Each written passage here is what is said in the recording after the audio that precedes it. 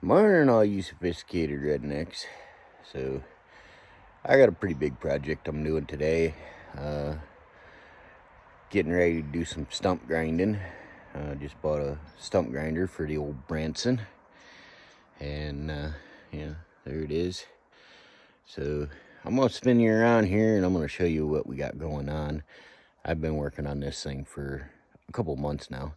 So, anyway, let's check it out. All right, so I've been working on this.